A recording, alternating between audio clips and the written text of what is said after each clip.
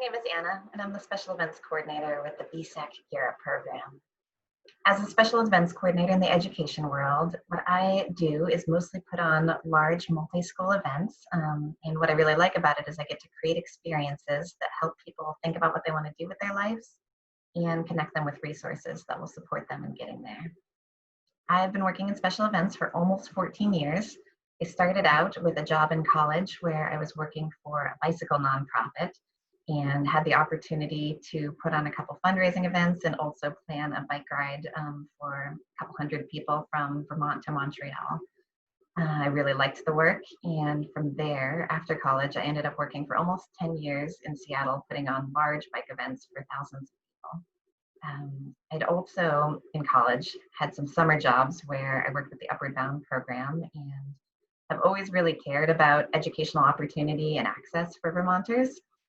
So a couple years ago, my family was looking to move back to Vermont, and I found this great opportunity to combine my experience producing with events with my interest and passion in college access and career access for Vermonters. So that's how I ended up in my current job.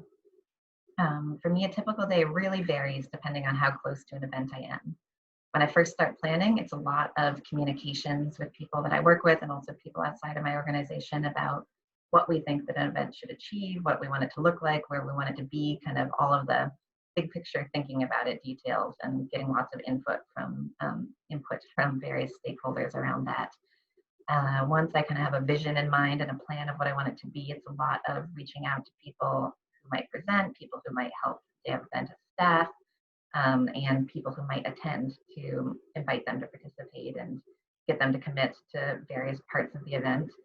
Then as I get much closer, it's a lot of sending last minute details to everybody involved to make sure they know what to expect and what I need from them, and getting together materials. So today I'm going to show you how to create name badges for events using Avery, which is free to do online. You just have to have the labels. And if you don't have the labels, you can even order them to ship them to you. But I find it's a little bit easier to have the labels in advance. So the first thing you need to do that, I'm going to go ahead and share my screen, is an Excel sheet. It has all of the information that you want in it. So here I've created an Excel sheet with some sample event attendees, and we're going to use this sheet to make our name tags. The first thing we want to do before going to Avery is to make sure that our name tags are alphabetically sorted by last name, because that makes things 1,000 times easier when you're checking people in, because they can just give you their last name and you can easily find their name tag. And you want to sort it before you make your labels, because otherwise you're going to end up hand sorting them all. So the way to do that is you want to go ahead and select all of your data, click on data up here, go to sort, check my data has headers, and then sort by last name. And that will put them in the order that you're going to want them to actually print once you make your name tags. And then go ahead and save. And now you are going to go to avery.com. So that's up here. You can create an account for free. I'm already signed into mine. And the first page it's going to bring you to is this one, where it says, go ahead and make something. So click on Start a New Project.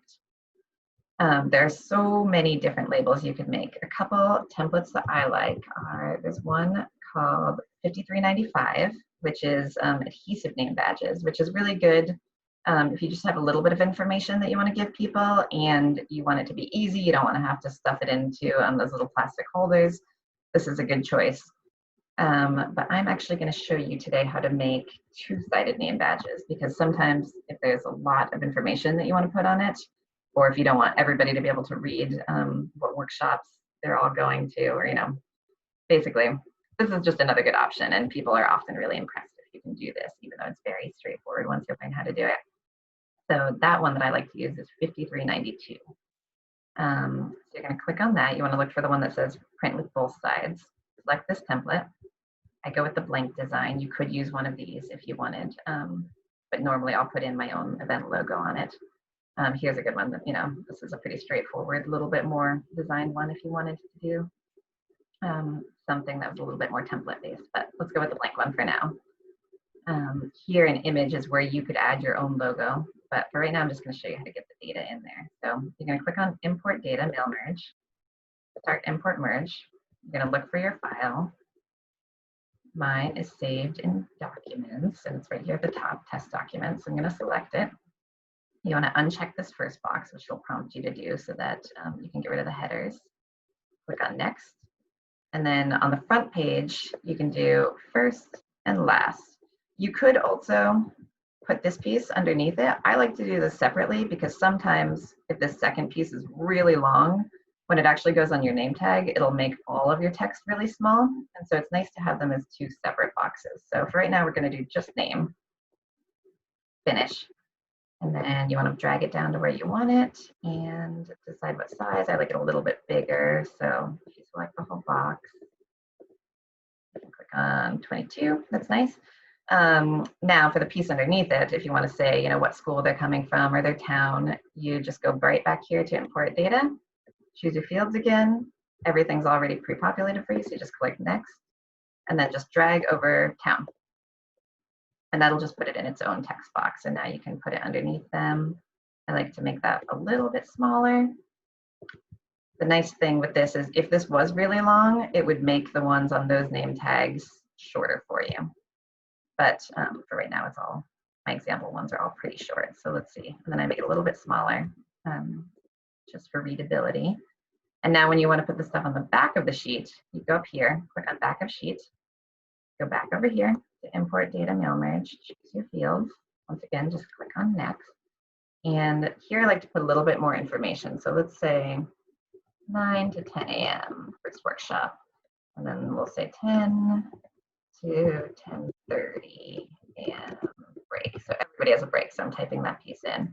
And then we'll say 10:30 to 11:30 and is your next workshop. And now you're just going to drag over workshop 1, workshop 2.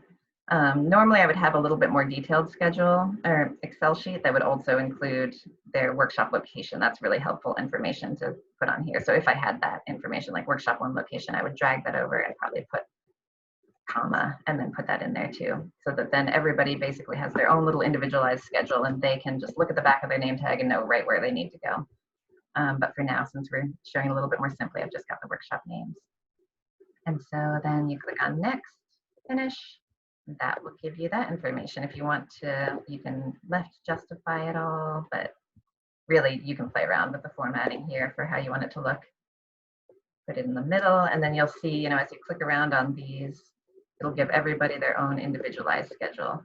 If you need to make a change to just one person's because you notice something's wrong, like say you noticed, oh, I spelled their name wrong, you would want to go ahead and click on edit 1 and then make whatever change you want to make. So I said, oh no, actually it's not Jones, it's Jonesley.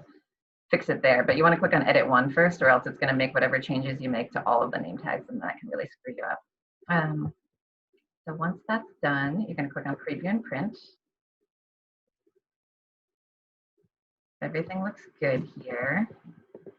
You're going to go ahead and click on print it yourself. Here's where if you just want to have them print it and send it to you, you can click on let us print it for you. But I usually print them ourselves on our printers. So click on print it yourself, print front and back of sheet, and then you get your PDF. It's a good idea to save it. I'll just save it as test document. Save it to my account. I've been playing around with this before, so it was already in there, but you can just say yes. Click on OK. And now it'll give you your PDF. And so now you can give it one more scan and just make sure everything looks good. Everything's alphabetical. You don't have any weird capitalizations or lowercase names. And then you've got information on the back. And now you can download this and print it. So that is how you make name tags using Avery. I'm going to stop sharing now. And just to wrap up, I would say that in general, if you're a person who's really detail oriented, if you like planning, and if you like working with people, and you like working really hard and then seeing something come together, this would be a good career option for you to explore. It's got a lot of different opportunities. You can do all sorts of things as an event planner. I've got friends who are international event planners, so they get to travel around the world and scout out venues and organize meetings. There are wedding planners, there are sports event planners. So really a whole lot of different things you can do with it, which also means there's a whole lot of different pathways to get there. I'd say if you want to explore it, you could volunteer to help put on an event at your school or for your family. There's also lots of events in the community as things start to open back up that you could volunteer to help out on, and just the more experience you can get really helps in this line of work. Once you get into it, if you want to be, really appealing to an employer, or you want to be able to advance your career, I would say studying marketing or business or hospitality and tourism can be really useful. You could also study things related to the specific field that you're interested in. So for the kind of work I do, for example, studying education might be helpful if you paired it with some actual experience putting on events or helping with events. You can also just talk to me, you can talk to people that you know in your network who put on events, and ask them about what they do and what questions you have. So with that, I'm going to share my contact information. And I would say feel free to reach out with any questions you have if you think that this is the kind of work that you might be interested in. Thank you very much, and best of luck to you.